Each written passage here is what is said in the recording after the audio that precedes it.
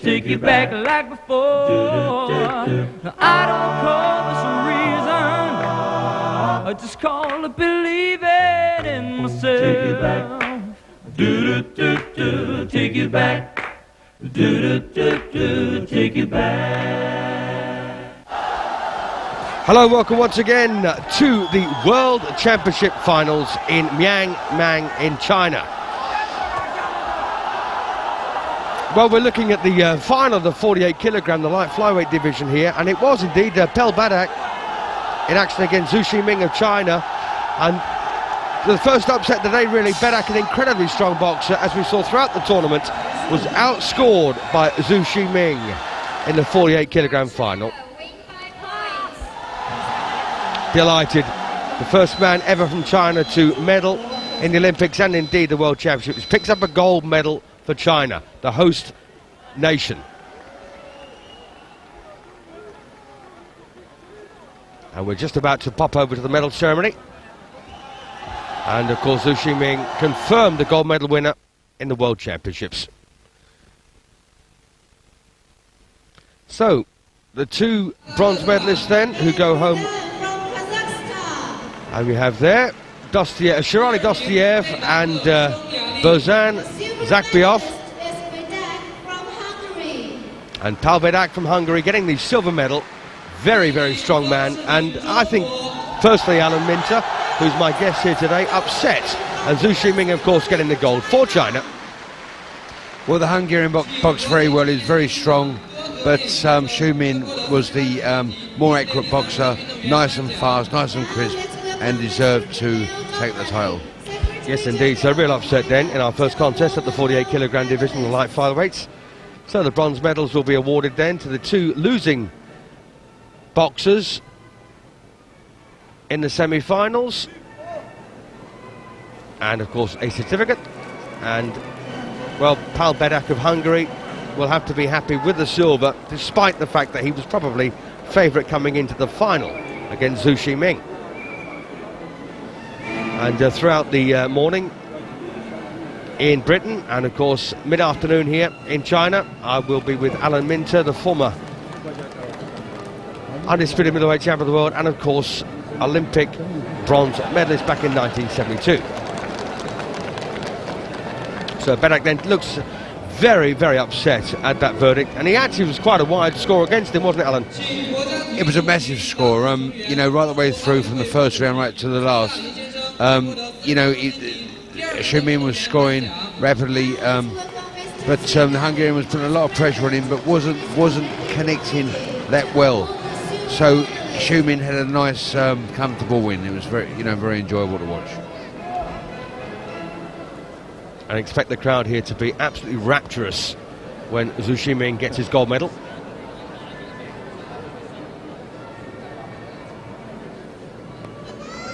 Every boxer giving a small panda there as a sign of, well, a country symbol, really.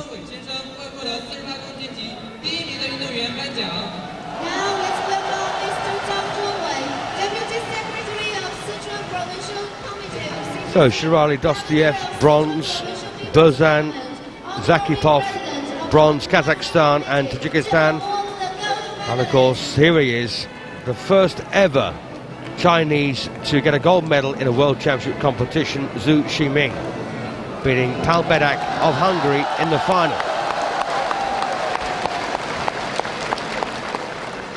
And he will be an absolute star in China, won't he? He will now. Can you imagine? I mean, the first man to win the championships, junior championships, and he become a legend.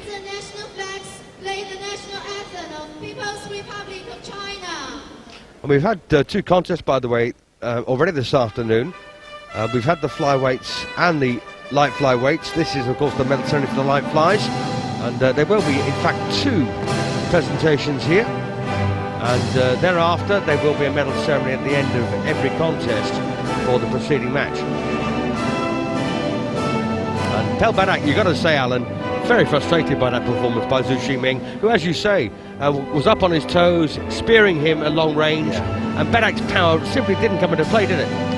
Well, not at all. I mean, he was pressuring he was pressuring Shiming, he was throwing punches, but they just weren't connected. Shiming was boxing clever, dancing around the ring behind the nice long jab, and he was scoring points.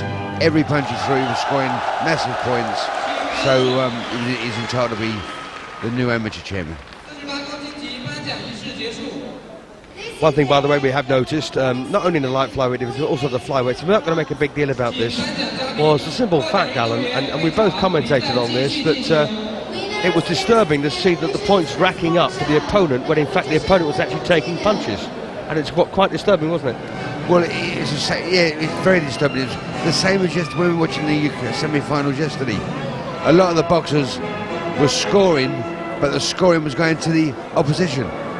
And it's very, very frustrating for the fighters. I mean, or the boxers, because they think they're scoring rapidly, but it's going to the other person for some reason. Very frustrating.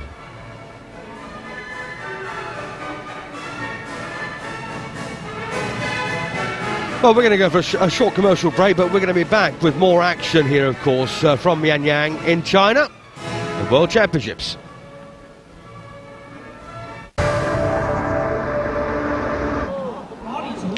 Well, we're now going to bring you the last few seconds of the flyweight championship a wee bit later on, but here we are, and we are in the bantamweight division, and we feature Guillermo Ortiz in action against Rahim Rustamov.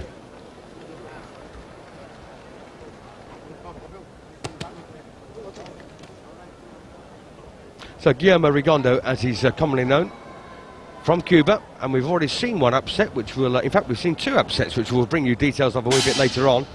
So here we are then, and Rustam Rahimov of Germany in the red strip. 4 2-minute rounds, all of these contests, of course, you may remember that, and they are scored by 5 ringside judges with computers who must press their button within 3 seconds of each other. In fact, 3 of the 5 must press their button within 1 second of each other to register a blow for the red or blue corner, and it's as simple as that. So Rustam Rahimov then of Germany in the red against Guillermo Rigondeaux of Cuba. And Rigondeaux, I've got to say, Alan Minter, a terrific exponent of boxing. Yeah, I mean, we watched both these lads in the semis yesterday, and they both had quite hard fights. But now we're in the final, and they're picking, they're jabbing, they're taking their time. They're not going to sort of rush in and might get a headbutt or something. But it's very, very technical boxing so far. Indeed. And Rigondeaux, by the way, twice Olympic champion. He won it in Sydney in 2000, and of course last year in Athens, and looking to become the first Cuban boxer to win 4 Olympic championships. 6 times national champion from 2000 to 2005. He's got a very good defence and a mighty punch. And as you can see, he's running by 4-1 at the moment. Undefeated in 4 years as an amateur boxer. And the other thing, which I also mentioned yesterday, he was actually voted Rookie of the Year across all sports in Cuba. And that takes some doing, Alan, because when you consider how good the Cubans are at sport at all levels, and of course across all disciplines, I mean, that was quite something, wasn't it? Unbelievable. I mean, see, the thing is, as I mentioned yesterday, you know, if you're a sportsman in Cuba, you're looked after, you're nursed, you know, you're given the best of everything, and it's your living. It's what you do 24/7. And they enjoy it, and that's why they're much more competitive than we are at the moment. Absolutely. And Rahimov, by the way, the final German left in the competition here, and he got a bronze medal in the Olympic Games last year. But he was a flyweight then. This is, of course, the bantamweight division. 1 up. And he also got a bronze medal in the European Championships last year, and the Worlds in 2003. But, as I say, a division lower than this. So Guillermo Rigondeaux then, very, very decent boxer, just 25 years of age. Won the World Championships, by the way, in Belfast in 2001. So, very experienced at this level, Alan. Sorry, Steve. Very experienced at this level. Oh yeah, I mean, it's incredible. I mean, to get through to these, especially to the finals, you know, there's been a lot of class boxers in this tournament, but to get through to this far is, you know, there's something special. Yes, and Rigondeaux, by the way, one of 5 Cubans left in the tournament here at the final stage, pipping the Russians, who came in with 4. So Guillermo Rigondeaux then in the blue strip, slightly shorter than Rahimov, but very good at what he does. Southpaw to boot.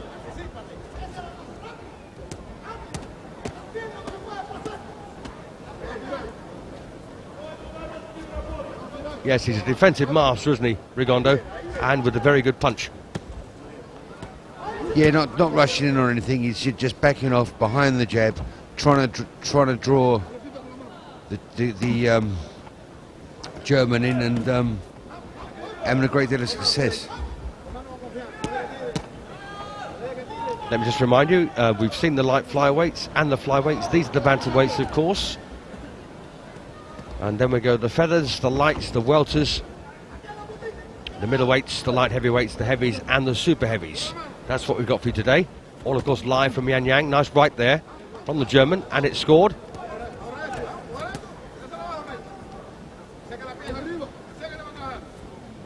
So Rustam Rahimov then in the red, looking to pick his punches here. He's only 2 points behind, so it's not beyond him, Alan. No, I mean, what I've seen so far, you know, he's waiting Rostov, and he's connecting with lovely jabs. But you know, what he's doing, he's not throwing enough punches. He's throwing a couple of jabs, backing off, letting the Cuban come in and take over the points.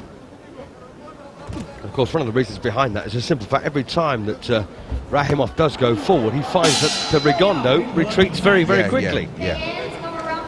Another round then for Rigondeaux there.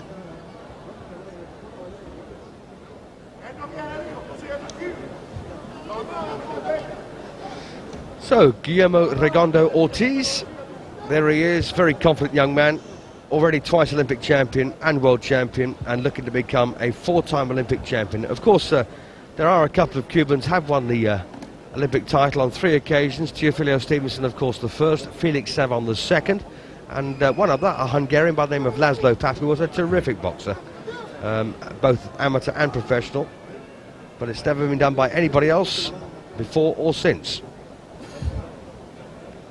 So Guillermo Rigondeaux coming out then with a reasonably healthy lead in a fairly quiet but tense bantamweight final, Alan. Yeah, well, there's no fireworks at the moment. They've no need to rush in and try and knock each other out. But what it is experience, technology. You know, they're boxing nice and sensibly. You know, you can see that there now. There's no fireworks, and they're just enjoying it and just picking up the scores and picking up the points, not getting marked, not getting hurt, and enjoying what they're doing. Got to say also, both these men have had tougher bouts on the way to the final. But, you know, we said earlier that the cream rises to the top. And, you know, you get some classy operators at this level. Of that there is no doubt. Well, they've had the wars all the way through from the first bout until the semi-finals. And now they're actually in the final. So, you know, all they've got to do is try to... No, they're not going to sort of bash each other up. All they want to do is win sensibly on points, nice and comfortably. We also spoke yesterday about conserving a bit of energy for the final contest. That can be quite dangerous, can't it? Because you tend not to do quite enough. Well, that happens. I mean, that happens, Steve. But you know, you know the capability of your opponent. You know your capabilities, and you just go in there and just to try your very best. If the other guys does something a little bit special, you then change gear to rise to their ability. Absolutely.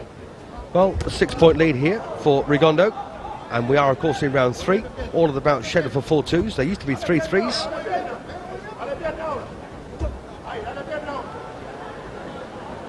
And let's face it, Alan, a real sprint, these 4 2-minute rounds, aren't they? I mean, if you fall behind, you've had it.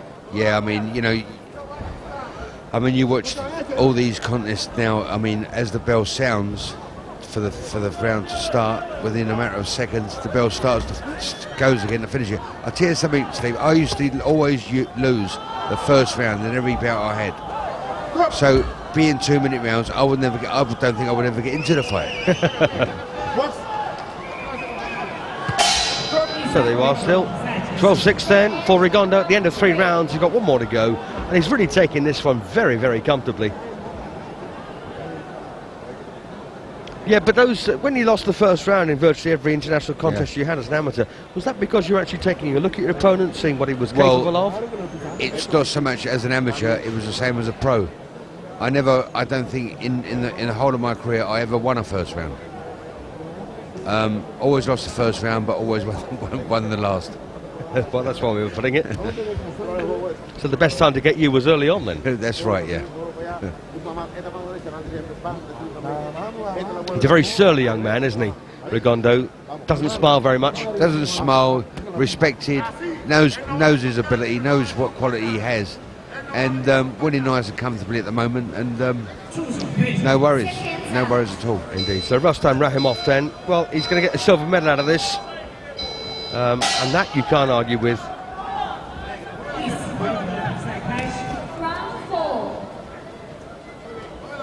Rahimov, by the way, several times a national German champion. Got a bronze medal in the European Championships last year, and a bronze in the World Championships 2 years prior to that, but as I say, as a flyweight. So Guillermo Rigondeaux, they're not really breaking sweat here particularly, but you know, we've often said sometimes to make things look easy, you work exceptionally hard, don't you? Yeah, I mean, we're watching Rigondeaux now, the Cuban, and not one punch yet on target. Throwing punches, hitting the German's glove. He opened up just a little bit then, but he knows what he's doing. Very, very experienced. I mean, as you said, double Olympic champion, which is something very, very special. So he's got no worries here. He's just, you know, enjoying the night.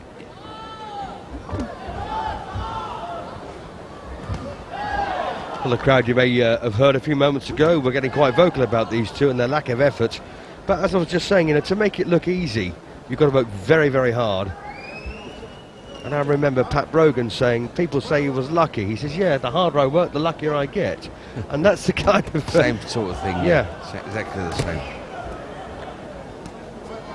You know, they both these boys, you know, they respect each other. You know, what they've done in amateur boxing is phenomenal. So there's, you know, you won't see any fireworks. You'll just see a little bit of class boxing. And of course, this is Rahimov's biggest achievement so far in amateur boxing circles. He may well turn professional after this, but he's going to pull a silver medal out of these World Championships, so good luck to him. And Rigondeaux, of course, will become a double world champion. And once again, the crowd not enjoying this lack of a spectacle, really. They expected more. But I must be honest, I didn't. No, I mean the Cubans done enough. Box sensibly. No fireworks in this particular contest, and but mind you, the German didn't do much more. You know, although the German was, you know, losing on points, and he knew that. He never once tried to put pressure on the Cuban. Indeed. Well, I've got a feeling here that Rahimov knew exactly what he was in for, and just, you know, he boxed sensibly, I suspect, without really taking too many chances, like you're saying. That's right. You know, he's won the championship. Not a mark on him. Boxed well yesterday, and a comfortable win today. Well, there you are then. Rigondeaux is the reigning world champion, gold medalist, and of course Rahimov takes the silver back to Germany.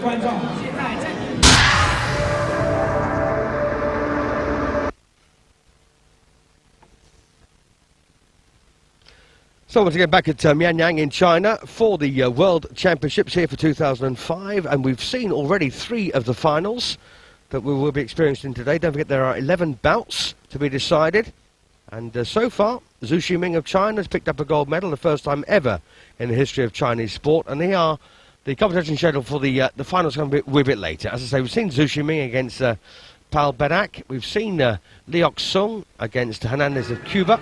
We've seen Rahimov against Ortiz, but still to come. Alexei Shajdulin against Alexei Tischenko. We also have Yordanis Hernandez against Rommel Amanov. Dilshov Mahmudov against Sillakh Sapiyev. And there are the other ones, all the way up indeed to the super heavyweight division.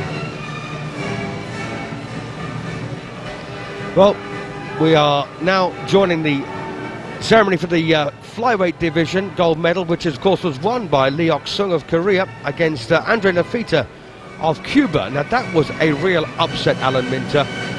We didn't expect that, did we, in a million years?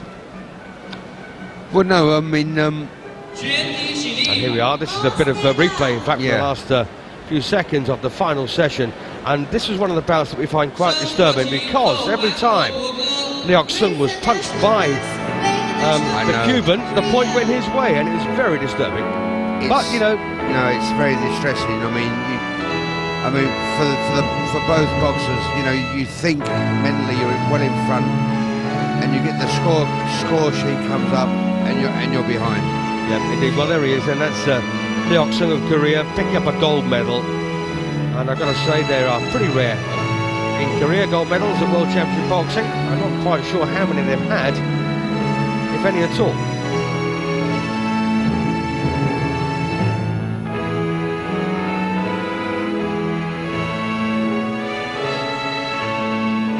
And Lee Ok-sung, by the way, Asian champion, reigning Asian champion. But Lafita, well, 28 years of age, the veteran of the Cuban team, and he won a gold medal at these World Championships back in 1996. And they always had to settle for silver. So Lee Ok-sung then, the reigning 2005 gold medalist in the flyweight division. This is the end of the awarding ceremony for 51 kilograms. And a great moment for these boys. You've done this back in 1972, of course, when you got your bronze medal in the Olympic Games. How does it feel? Very, very emotional. I mean, you know, you go to the rostrum, and you know, it's the crowd, whether it be English or wherever you are. If you put on a great display, whether you've won or not, but you're lining up for the not the ultimate, the gold. I was getting the bronze, but the response is phenomenal, and the respect, and the, you know, you're pleased with yourself, everyone's pleased for you, and it's an unbelievable feeling. Thank you. So next up then, we have the featherweight final between Alexei Tischenko in action here against Shajdulin, and I think it's Shajdulin's first name, it's Alexei Shajdulin, and Alexei Tischenko, by the way, Olympic champion, World Junior champion. He won that in Havana back in 2002, and he's got some very, very good form. Reigning Russian champion, in fact he was Russian champion back in 2003, and reached the quarter-finals of the World Championships in Bangkok, looking for the gold here. Shajdulin, European Junior champion in 1997, twice a Russian champion in 2000, 2001, three times Bulgarian champion, and still the reigning Bulgarian champion. So this should be very interesting, but the one thing we have seen about Tischenko throughout the competition, he is incredibly strong. Who's your money on? I've got a feeling here that the Russian Tischenko might be a wee bit too strong for the Bulgarian, but we'll have to wait and see about that. So there he is then, that is Tischenko, who was pretty impressive last time out. And Tischenko beat Simeon, my apologies, in the previous contest. He actually stopped him because he racked up the points like nobody's business, and eventually forced a 20-point gap, which of course meant an automatic stoppage win. So red corner then, we're looking at Alexei Tischenko of Russia against Alexei Shajdulin of Bulgaria in the dark strip. Once again, as we're seeing an awful lot of, a southpaw against an orthodox boxer. Southpaw, by the way, leads with his right. What a bit of pity, Pat Allen, to start with.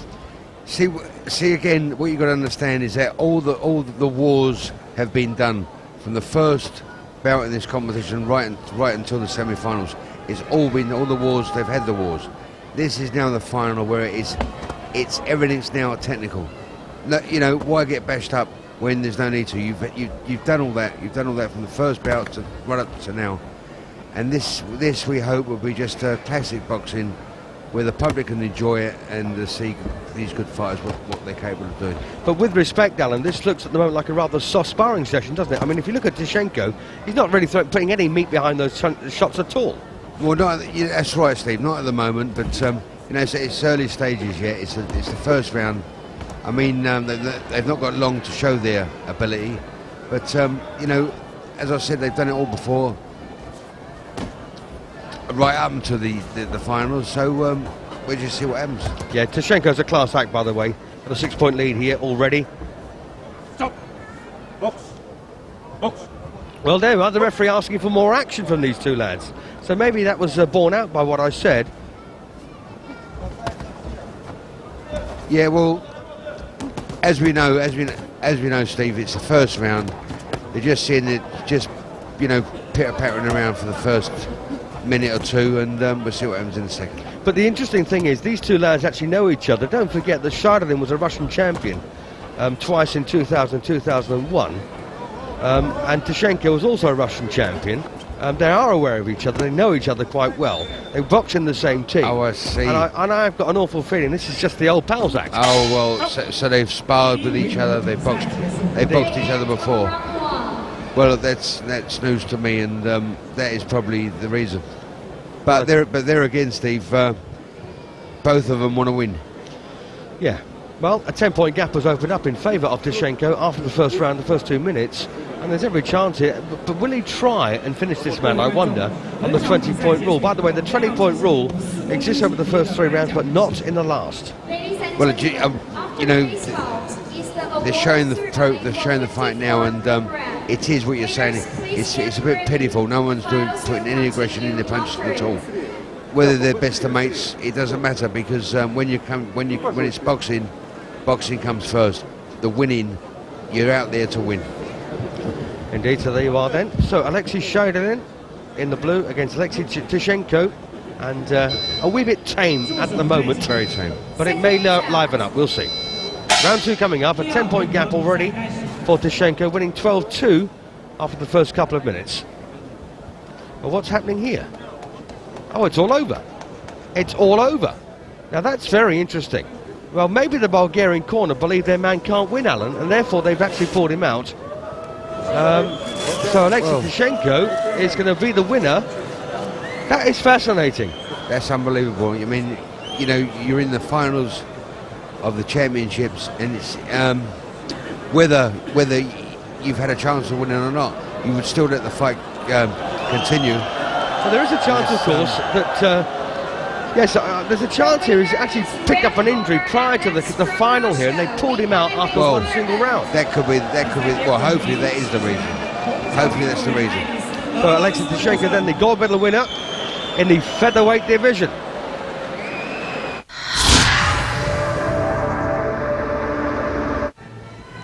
Well, you join us for the medal ceremony for the 54-kilogram weight class. These are the bantamweights, and the 2 bronze medalists, by the way, Gary Russell from America and Ali Halab of France. But the gold medal winner, Guillermo Rigondeaux of Cuba, beating Rustam Rahimov of Germany in the final.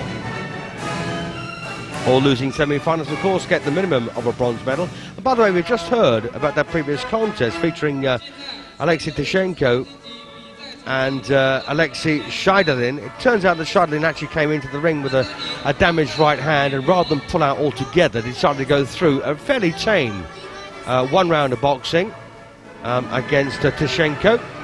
So that's what we've heard, and like Alan Minter said previously, if you're injured, unless you're really, really badly hurt, there's no real excuse for not taking part. He could have just sat ringside and watched the rest of the boxing, but he decided to go in and try his luck. Obviously, the injury was that bad that after the end of the first round, his corner pulled him out. So, but give him his due. He did go in and have a try.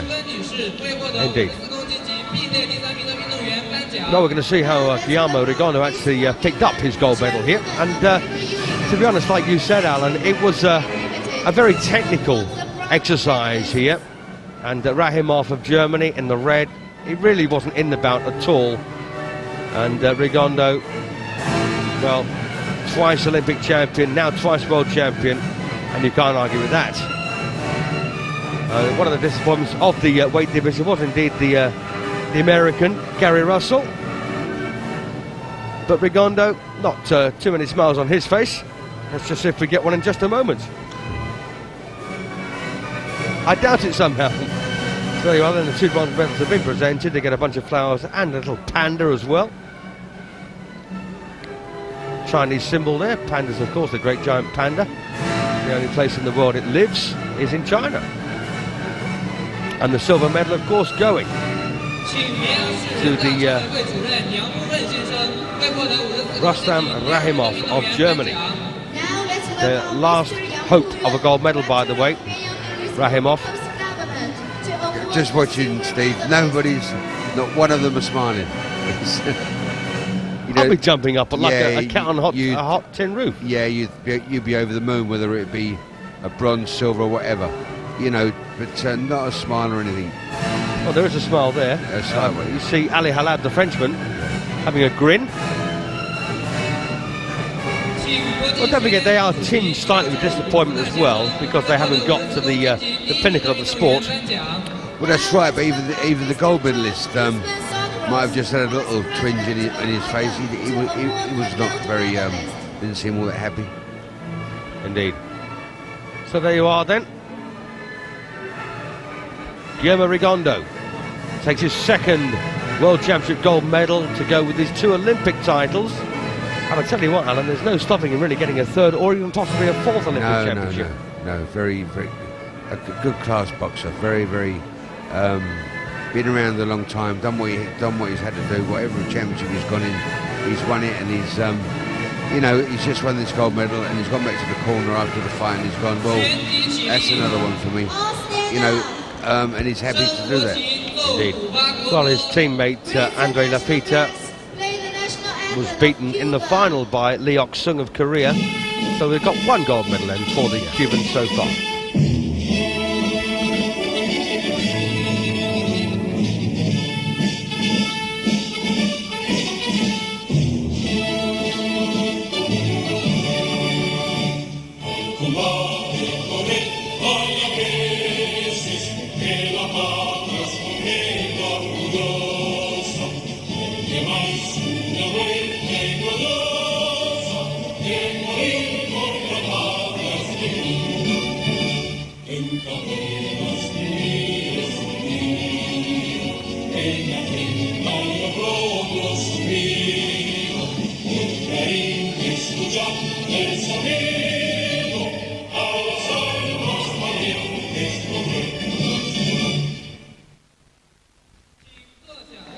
Well, that's interesting. A little sign of emotion there on the face of Guillermo.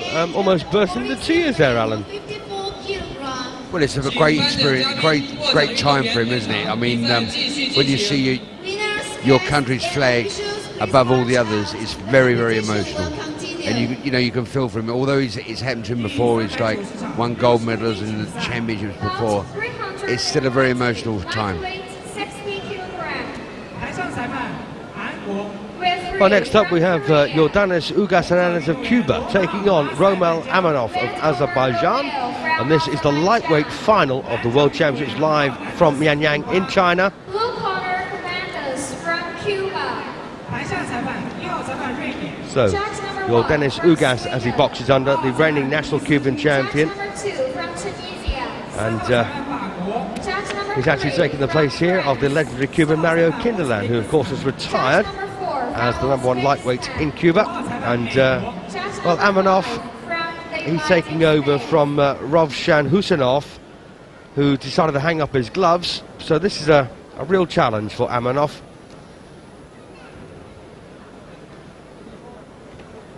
And interestingly, the Cuban was actually beaten by Amir Khan by 21 points to 6.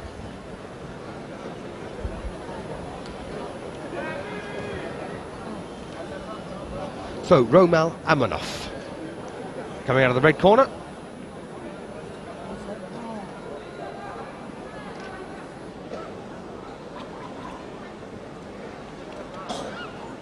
And I don't really hold out a great deal of hope here for Amanov. He's really up against it here, against this very lively Cuban. He's just 19 years of age, by the way.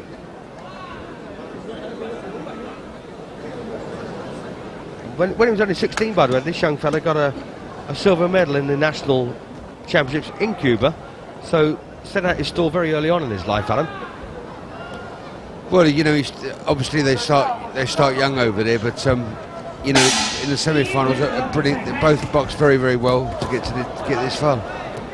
Yes, I've got a feeling, by the way, that Ugas boxed within himself in the semi-final.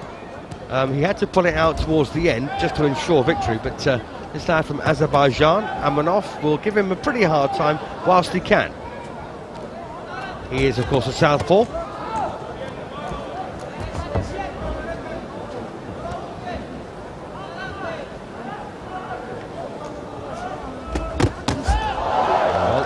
Yep, hard shots there. Once again, slightly disturbing to see two good punches landing by the Cuban, and yet 1 point was added onto the Azerbaijani score. It's sad. It's been happening all the way through this competition. But, lovely left hook, and it went the Azerbaijanis' way. Something got to be done to overhaul this scoring system because it's pretty poor. I don't think the system's bad, it's just the people that actually operate it. And I've heard that time and again from judges over in Britain and referees who do, of course, both tasks. And as you can see here, Amanov, whether he deserves it or not, is a point in front. So we're not going to make a huge, meal over this scoring system, but it really does have to be changed.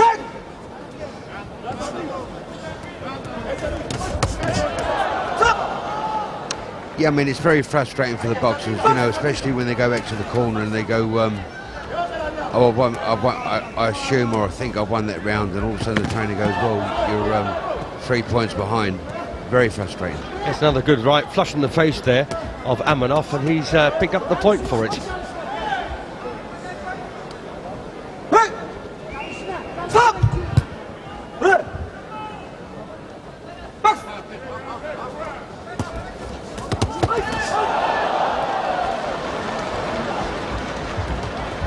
Well, less than 10 seconds to go then in round one, and they're going to finish dead level.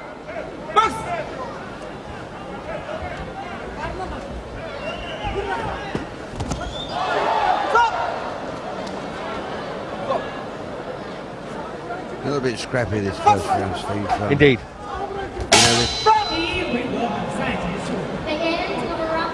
Well, that could be 9-8, I suspect, for Amanov, or it could, in fact, it's 8-all. And it was rather disturbing. If it was 8-5, you wouldn't really mind, would you? But you seem to have got 3 points for nothing. Yeah, it's strange. I mean, both are giving their all. A little bit of scrappy in that round. But we'll see what happens in the second. But I know what you're saying about the points. It's so frustrating. When the Cuban will go back thinking he's won the round or vice versa.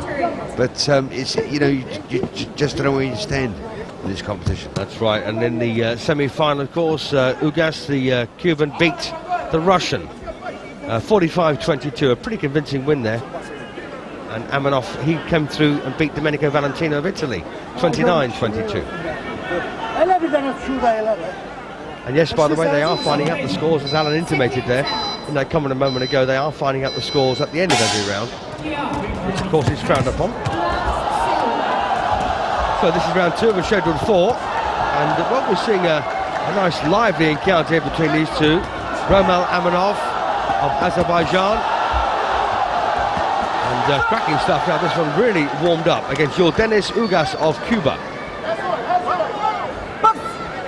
Yeah, this is what you like to see. I mean, it's all fireworks now. It's I suppose they've been told, well, it's very, very even, so they're going to give their all, so that one gets a nice lead.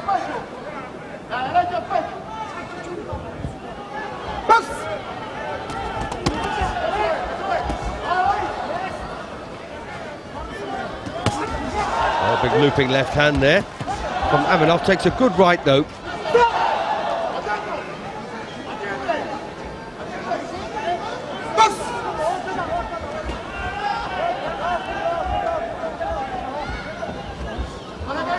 Proof, by the way, if it were needed, that English is the international language in boxing. All of these officials giving their instructions in English. So Ugas now putting it together here, deciding I'm not going to take a chance with these judges. No. I'm going to go out there and take the bull by the horns. That's what they got. Both of them. That's what they're going to do. Forget about the judging. Just go in there and try and win and put as much pressure on each other as you can.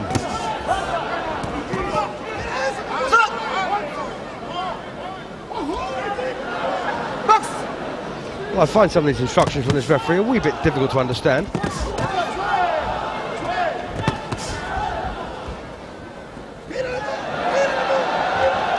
Interesting. Oh, nice left hook there again from Ugas. 6 points in front now. Half minute to go in round 2.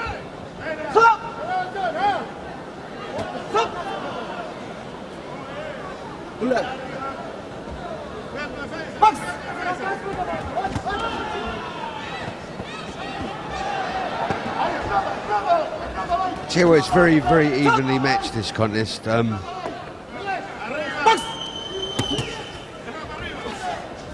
Yes, it's quite a tough one, really, Alan, isn't it? It's very hard. I mean, everything's going in. A beautiful contest. Cracking right hook there a moment ago from Amanov, who really did stagger the Cuban. Terrific stuff. Great round. Well, 24-17 and a 7-point lead now for Ugas at the end of 2 rounds. I was trying to make that 8 points. And that was a cracking round at times, Beautiful, wasn't it? yeah, beautiful round. They both opened up, put their punches together. Very, very hard round. Very, very hard round for the pair of them. But as we know, they both won the gold medal. Beautiful. Yeah, good exchange there. And one particularly good right hook from Amanov really did stagger Ugas, and that was it.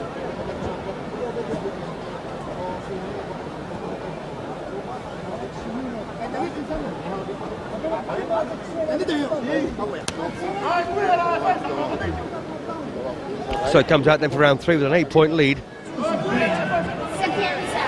And expect Amanov here to fight really hard.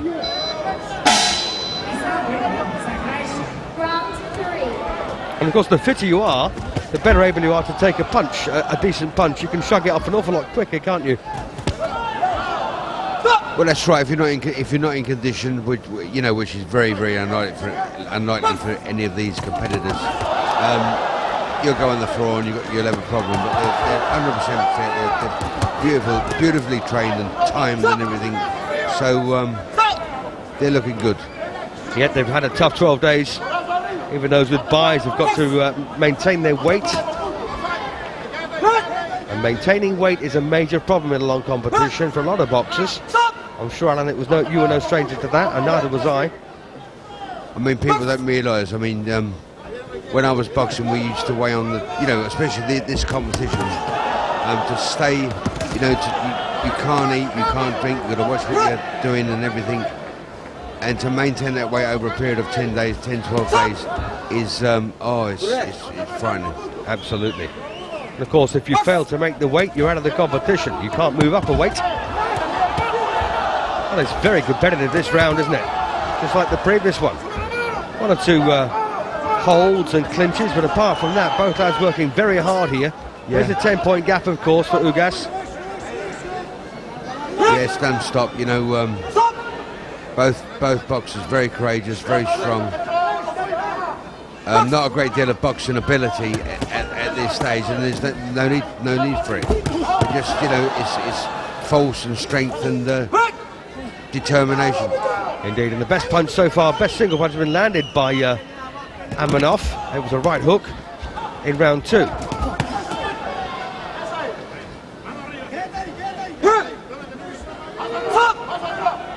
So Roman Amanov then, he must be pretty proud of his achievements in this particular competition. Don't forget, he's actually got to the World Championship final. Oh, that's interesting. That's interesting. There's a point been deducted here from the red corner. In fact, from both of them. Now, what is this referee doing?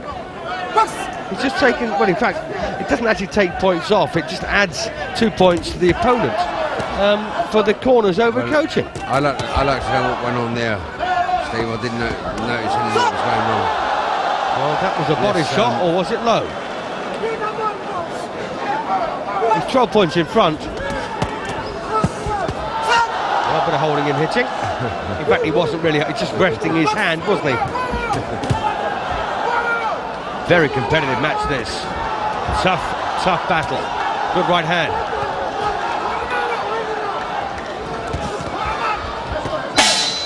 Well, that's a cracking round, and there's no doubt about it, a 14-point lead there for Ugas. Whether or not he deserves to be that far in front at the moment is open to debate, I suspect, Alan, but 38-24, it's the most punches we've seen so far in the final. Yeah, but they're both throwing lots and lots of punches, you know, every angle, body shots, head shots. I know he held on a couple of times in when he was throwing the body shot, but you know, I suppose he's still scoring points, but it's a very, very tough fight, and it's very, you know, it's enjoyable. And of course, at this level, anything can happen. We lost 2 Olympic champions in the semi-finals yesterday. And, you know, this is the chance for the underdog to come through and steal the thunder. Of course, it's not often that likely, despite the 2 upsets in the first 2 contests. But I've got a feeling the rest might just go to form, Alan. Well, it's you know, they both had hard fights yesterday, and today they're having a war because they both want to win. But it's very, very exciting for the fans back watching at home.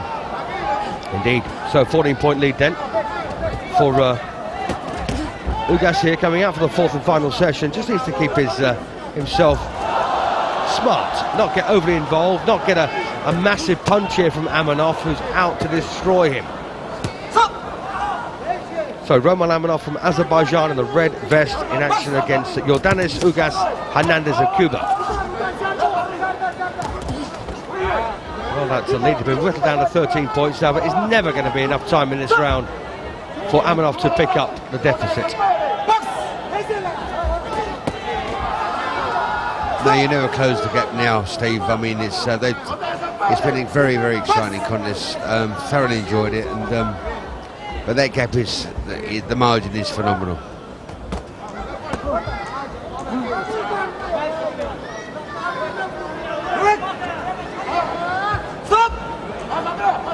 So the lightweight gold medal and destined for Cuba here. It'll be the 2nd in a row, of course, for the Cuban team. We just had Guillermo Rigondeaux picking up a gold medal, but they did actually lose in the flyweight final.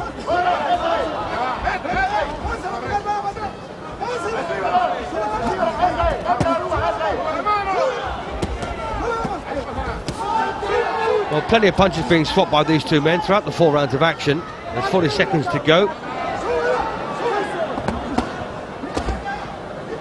Both lads, of course, aware of the score throughout the contest. I remember back in Barcelona when we did the Olympic Games on Eurosport, the scores were displayed above the ring.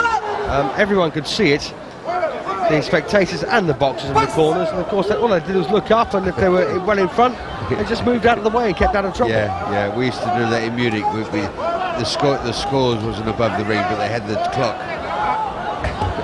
And you're forever looking at the clock to see how long you got to go. It was so frustrating. Who hasn't done that? Well, 14 points then, the gap here.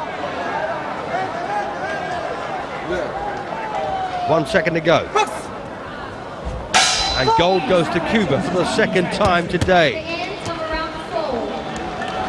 But a good effort there, I thought, for Roman Amanov, but he just didn't do enough. He just couldn't peg back the Cuban.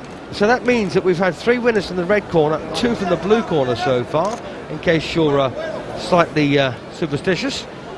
China, Korea and Russia have won golds, and Cuba have won 2.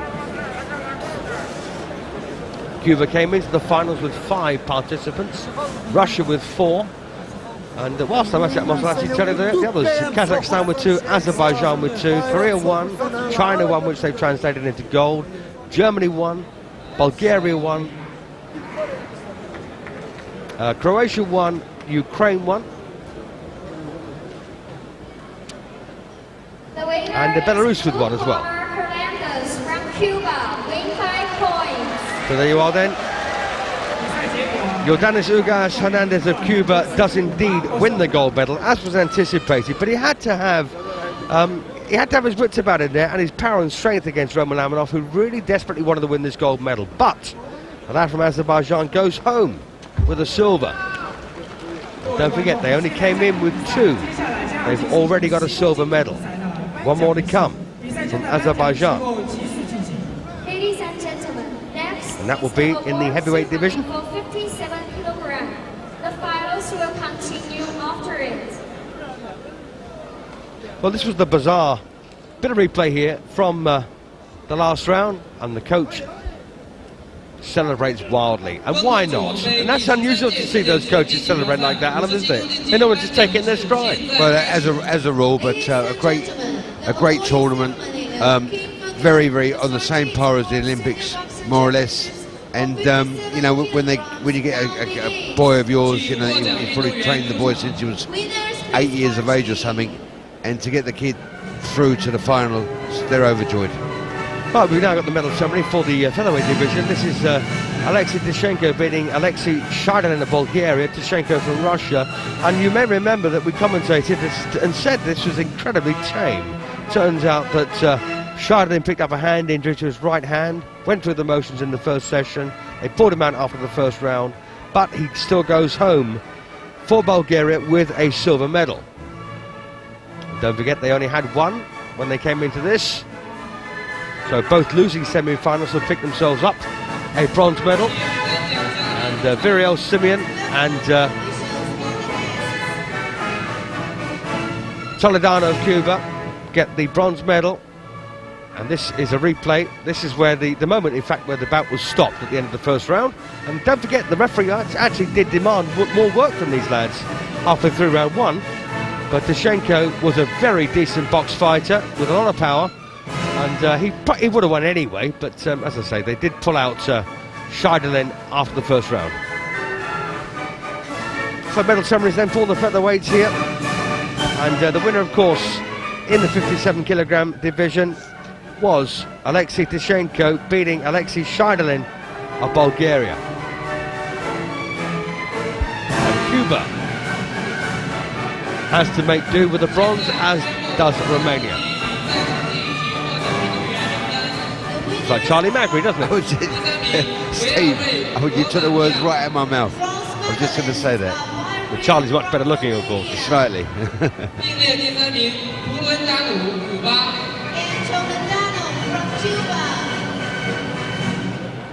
So Viriel Simeon then of Romania gets a bronze medal.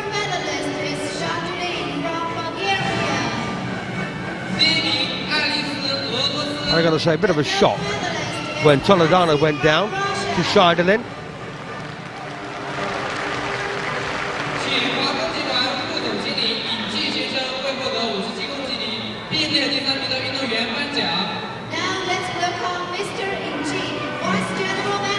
Well, he's a baby face, but I tell you what, he's a very decent fighter, isn't he? Yeah. All the boxers in this tournament, you know, there's so much class, especially with the Cubans, the Hungarians. You know, there's a lot of class there, and you know, it's a great tournament to win or to be in. And as you can see here, both the bronze medalists get a $1,500 check. Now, whatever happened to the days of amateurism or professionalism? I mean, to get paid $1,500 for reaching the bronze medal stage seems rather bizarre. But it's like the Olympics, Steve. You know, everyone's being paid. You get these great. Were you paid? Not in my era. But I mean, athletes today. Can you run the 2,000 metres? How much? Yeah, sure. You know, that's how it's got. I remember getting paid as an amateur. I got paid a whole fiver, which is almost half a week's wages, for boxing Cornelius Boza Edwards on a Fitzroy Lodge show many, many moons ago. So then here we are, the silver medal, and it goes to Alexei Shajdulin of Bulgaria, who had to pull out with a damaged hand after the first round. And as you can see, he's got a $2,000 check. And it'll be more for Tischenko, of course, who picks up a gold medal for Russia. Their first of these World Championships.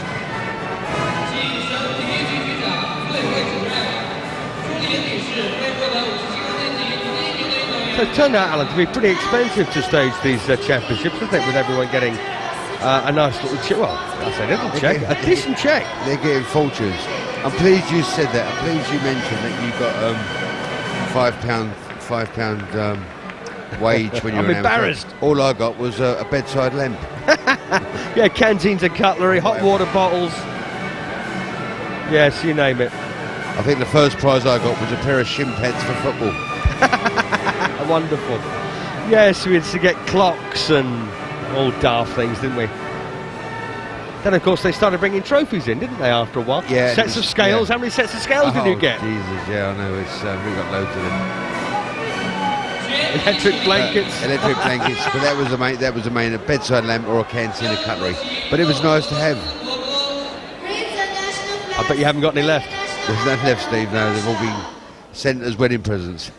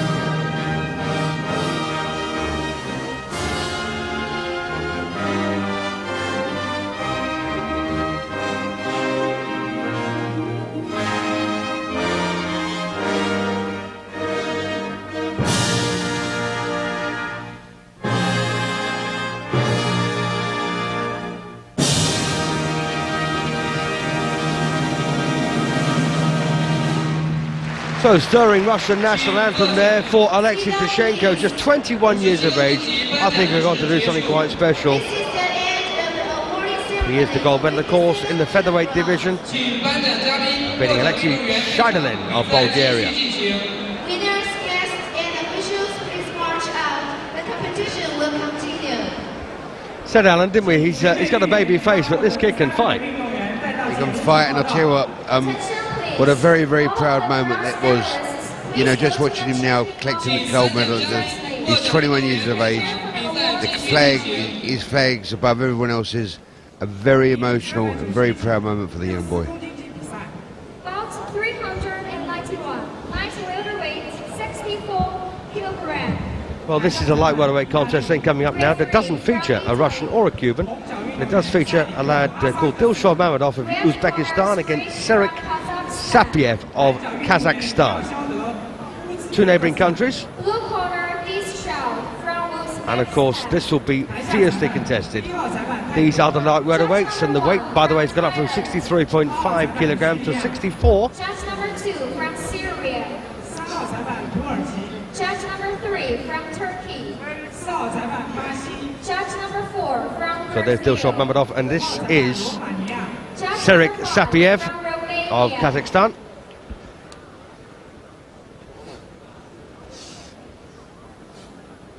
Now let's just try and clue you up on these two guys.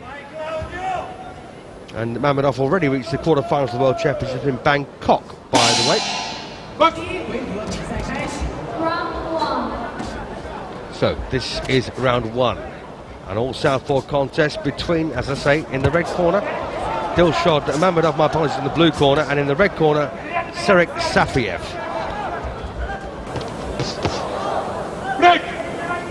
Now Mahmudov beat Innocent Fist, the Cuban, in the semi-final, and Sapiyev beat Rahimov of Azerbaijan in his semi-final.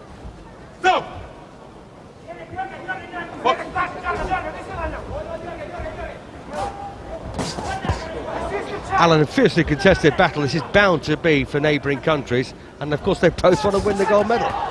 Well, absolutely. I mean, they both live next door to each other. A lot of rivalry. They both boxed very well yesterday. Both had tough fights. But this is all action, and it's going well at the moment. Neither boxer, by the way, has achieved anything at the highest level, despite, of course, Mahmudov getting beaten in the quarterfinals of the Athens Olympics last year. Mahmudov in the blue strip. But I was pretty impressed, I've got to say, with Sapiyev in his semi-final contest against Rahimov of Azerbaijan. He won at 41-23. So a pretty convincing win, ultimately. And he's more of a boxer, Alan, isn't he, than a puncher. He's long-armed. Very, yeah. I mean, you know, with these amateurs today, you've not really got to be a banger and to knock everyone out. But if you can box and you can jab and you can move and you're scientific, it helps at this stage, especially in this amateur boxing. Yes, and don't forget, at one time, of course, both Kazakhstan and Uzbekistan were part of the Soviet Union. And as a result, of course, to be the Russian champion in those days meant, you had to be the absolute best in so many countries. And you were a very, very good fighter. But now, of course, it's all about being the best in your own country, and it's 7 apiece at the end of round 1. So there he is, and that's Sillakh Sapiyev of Kazakhstan. Bit of replay coming up from round 1. Wayward left cross there from Mahmudov, and we've seen plenty of Dilshod Mahmudov over the years. He's actually only 23 years of age, and yet he seems to have been around for an awful long time. Well, they start very young over there, don't they? I mean, amateurs in this country are 12. They start boxing at 12. Alan, I've got to say, that was a very unusual thing we just saw there. He was using an inhaler. Second out. Well, illegal. Is it illegal? Yes. I know it's probably illegal in Britain, but maybe over there it's not. I don't know, Stephen. Well, round 2 anyway, and they did use an inhaler there, possibly to clear a blocked nose, but, well, I'll have to find out about that and let you know, but I don't think it's legal.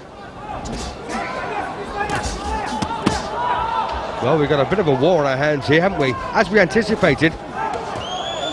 And interestingly here, this lad from Kazakhstan, Sapiyev, he's just walking forward, head high, and doesn't appear to matter what comes his way.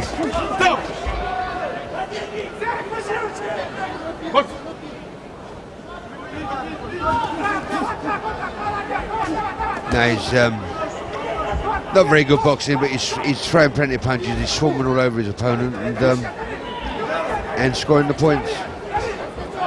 Yep, 6 in front. And he's really impervious to any punches that come back at him. Don't forget, this is the light welterweight final. Kazakhstan against Uzbekistan.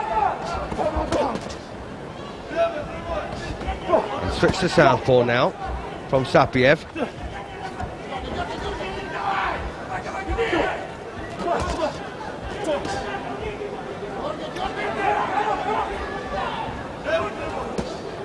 Now that's better from the opponent, that's better.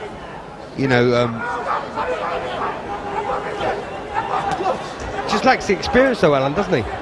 yeah, well, he's being swarmed at the moment. You know, if he could just move from side to side, frustrate the guy from Kazakhstan, and just jab and keep out of the way, make it awkward. They're tough guys though, aren't they? Oh, it's unbelievable. I mean, you know, I suppose they're brought up with no money and they've got to fight for a living, and that's what they're doing now. Indeed. Well, still a good lead here then for Sapiyev after 2 rounds of action. As you can see, a very healthy lead here, 9 points. Ladies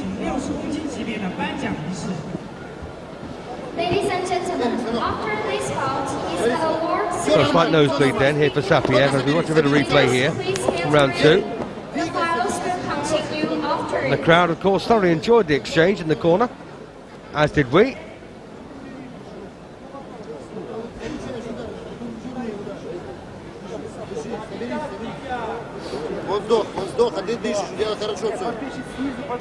So Kazakhstan then with Sapiyev have got the lead here by a 9-point margin.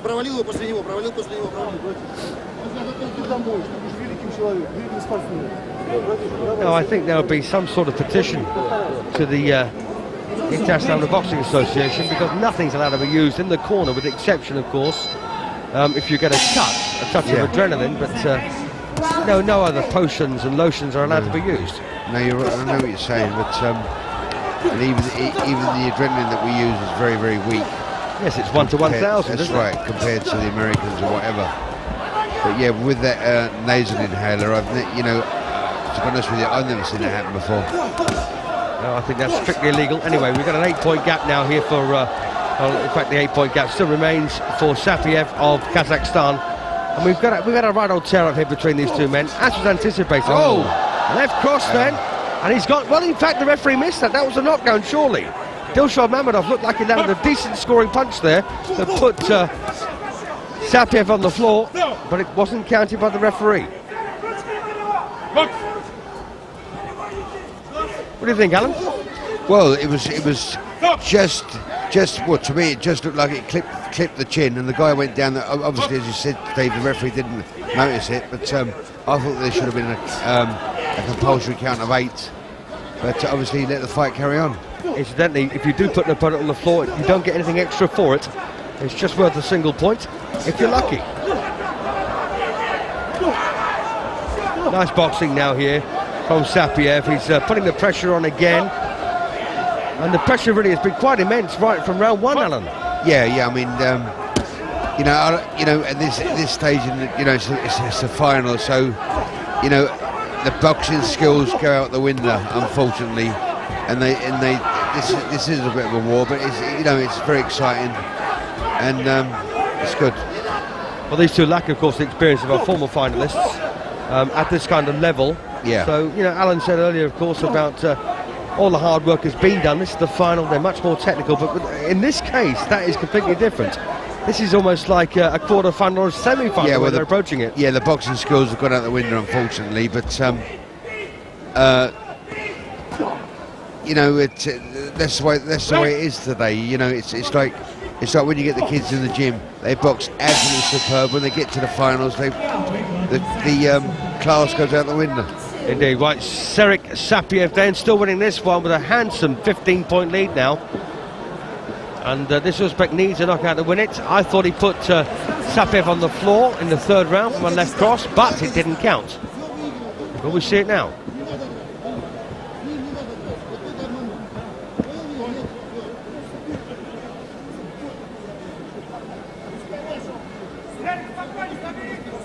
Actually, it was high on the head, wasn't it?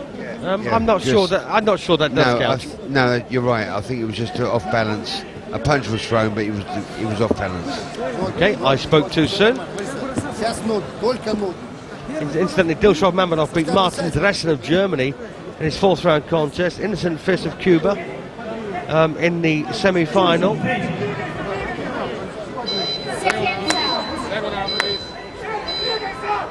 We did have, of course, 5 English representatives as we came out for the 4th round. More of that a wee bit later.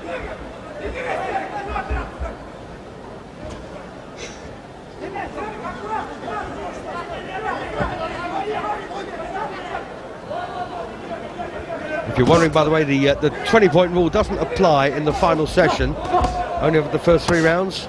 So you can be 20 points ahead over 1, 2 and 3 and stop your opponent automatically, but that is not included in the 4th and final round.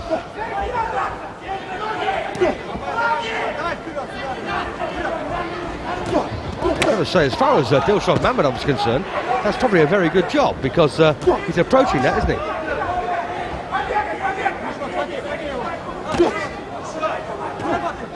Last round, the Kazakhstan boy, well in front.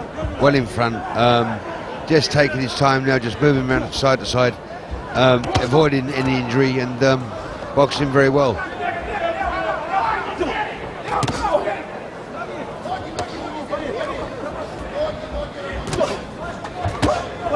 Well, big sweeping right hand there from Mahmudov.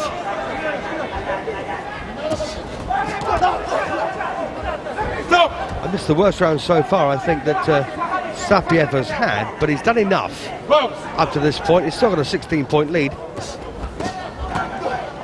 Oh, nice sharp punches there. Again from Dilshad Mahmudov. Half a minute to go, though, in the 4th and final round.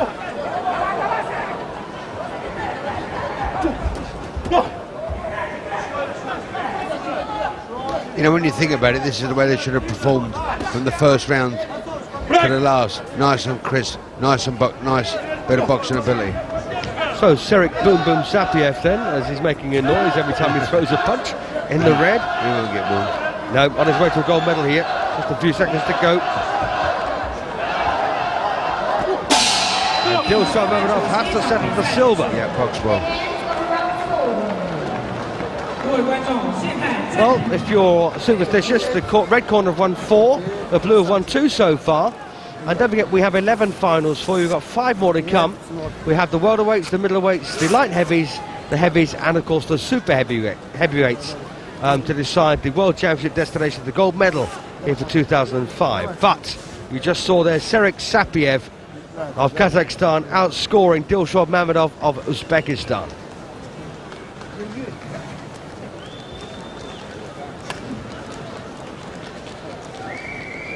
No ceremony at all at this point, is there, Alan?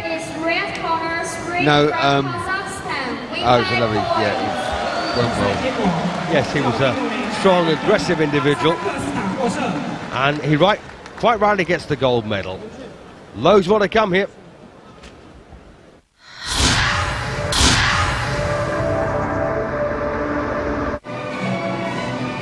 So here we go then, the medal ceremony for the lightweights, and you may remember, just a few moments ago, that was won by the Cuban Yordanis Ugas, beating Roman Amanov of Azerbaijan. And if you're wondering about the other, Domenico Valentino of Italy was a bronze medalist, as was Sapiyev of Russia. I can't even say his first name, so please don't ask me to.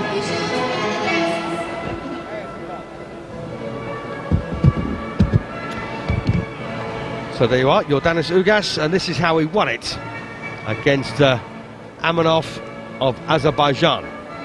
And it was a tough battle, this one.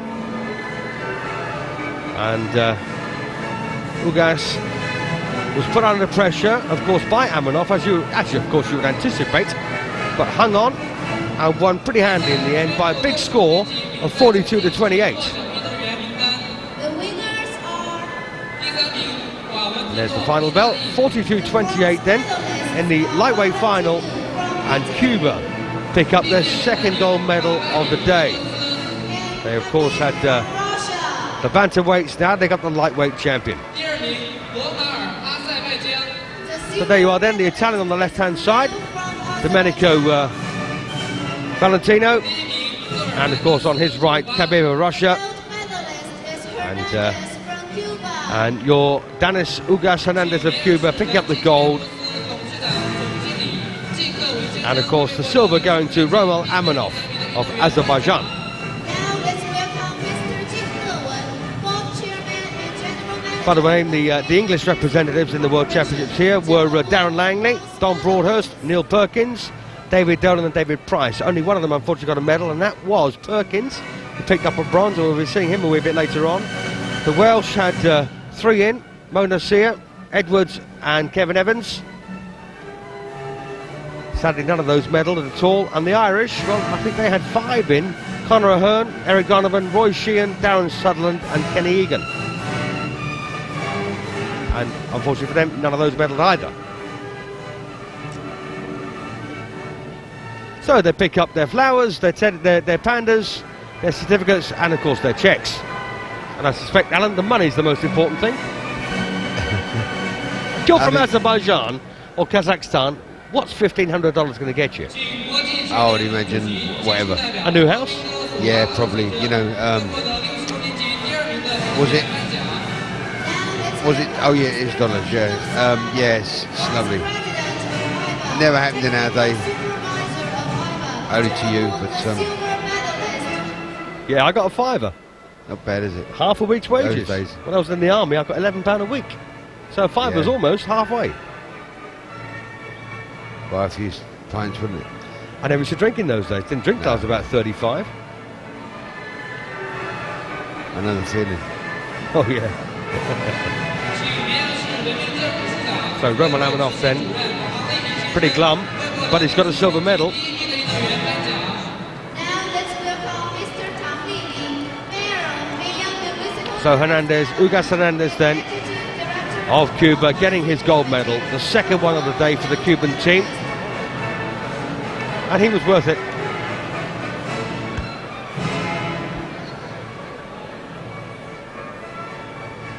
The thing is, you know, that certificate to this, it's all Chinese to him, isn't it? So what? Doesn't matter. So there you are then. Massive honour again. Yeah. You know, Yordanis Forget it. Ugas Hernandez. forget about the toys and the checks. You know, you can throw them away. You get. And I was the actually checks. thinking the other way round. But- Keep the money, Well, you know, but sell the to- medal. Yeah, to have a medal put around your neck, especially a gold medal, it's oh man, it's lovely. Yeah, wonderful moments. Yeah.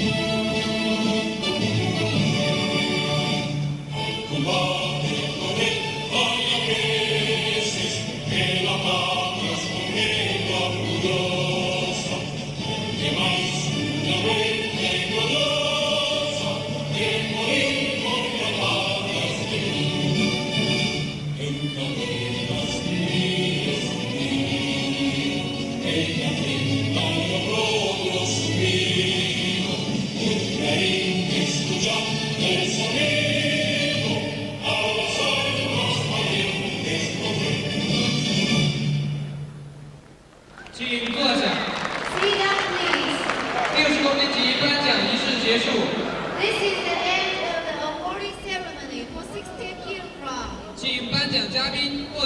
So there's the lightweights then, the 2 bronze medalists, the silver and of course the gold, which goes Cuba's way. That's their second gold medal of the day. They have the opportunity, of course, of winning 4. It was 5 when they came in, but Andre Lafita, the Cuban flyweight, was beaten by Lee Ok-sung of Korea. So here we are then, another chance for the Cubans here to pick up a gold medal in the shape of Erislandy Lara Santoya of Cuba, and he's taking on Magomed Nurutdinov of Belarus, Belarus's remaining representative.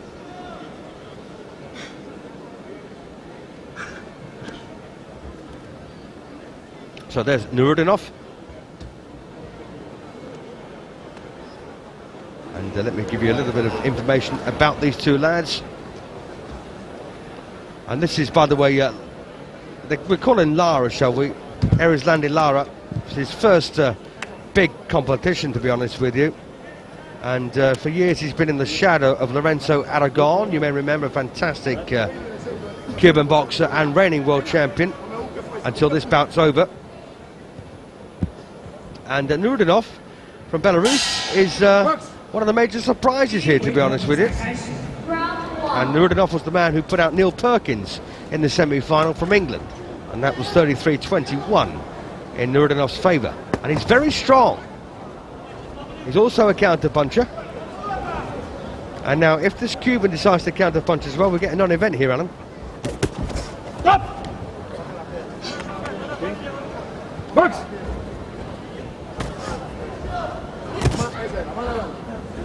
Boxing well, the Cuban.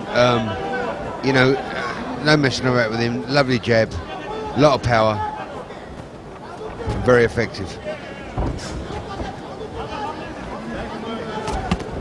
Well, I've got a feeling he's going to be a wee bit like Guillermo Ortiz in this one. Oh, sorry, Guillermo Rigondeaux. Lara, he's that kind of boxer, isn't he? Almost a complete double, albeit a lot heavier. This is, of course, the welterweight, 69 kilograms. It's gone up from 67 to 69. No idea why. No, speed of punch, a massive asset. And of course, that left cross went straight through the guard onto the target area. The only problem here I worry about with Lara is the fact that he's moving the wrong way against an orthodox boxer. He's going off to his own left-hand side, which is wrong, isn't it, Alan?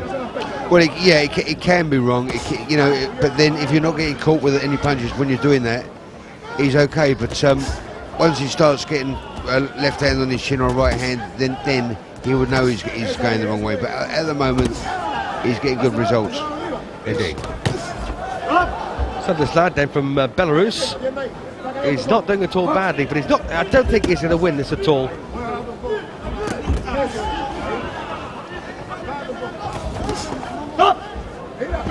Oh, good boxing. This from Lara so far. And Lara's full name, incidentally, is Erislandi Lara Santoya. But as you can see on the back of his vest, he's got Lara only. Yeah, nice round. Yeah, very good round there for the Cuban. Winning this one 8-2.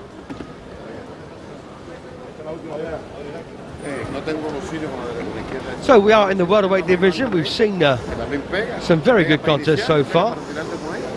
Just to remind you, the light flyweight gold medal went to Zhu Shiming of China. The flyweight gold medal went to Lee Ok-sung of Korea, beating a Hungarian and a Cuban, respectively. The bantamweight gold went to the Cuban, Guillermo Rigondeaux, beating a German. The featherweight medal went to Tischenko of Russia, beating Shajdulin of Bulgaria.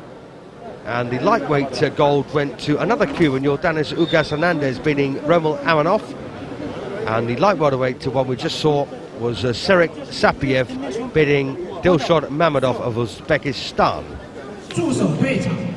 This is the welterweight division, and we're looking, of course, at Magomed Nurutdinov, who beat Neil Perkins of England, in action against Erislandi Lara.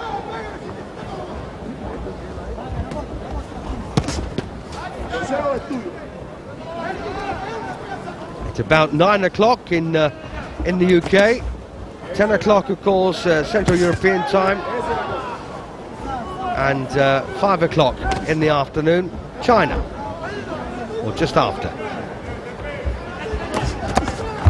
Smooth boxing, Alan, smooth moving here. Very nice, very, better class, the pair of them. The Cuban boxing much more sensible, behind the jab, throwing the right cross, but you must be careful.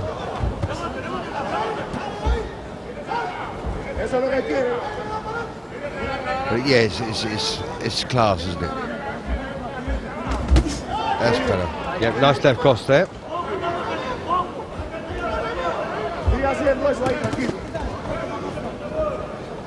And Nurutdinov, as I say, from Belarus, one of the major surprises in these World Championship finals. Got to the final here, much against people's expectations, but he is very strong.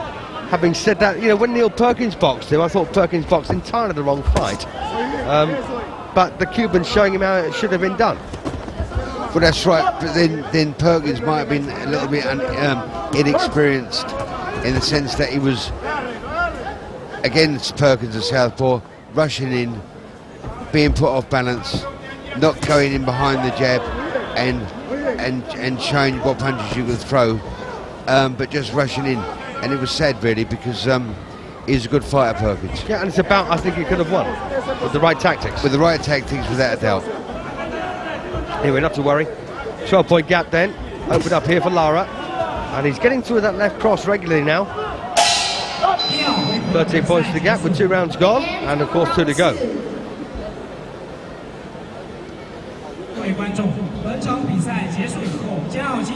So he won the first round 8-2, the second round 8-1.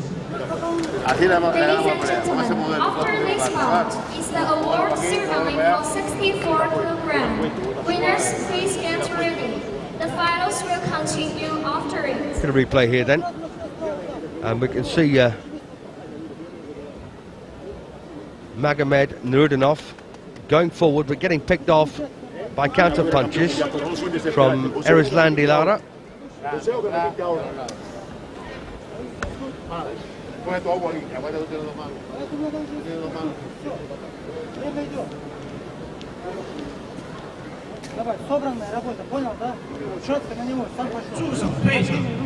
Second set. Halfway point then, round 3. And the one thing, of course, that Nurutdinov needs to avoid at this point is going 20 points behind in this round. As you can see, he's only 13 behind at this stage. And Lara needs another 7 to ensure automatic stoppage.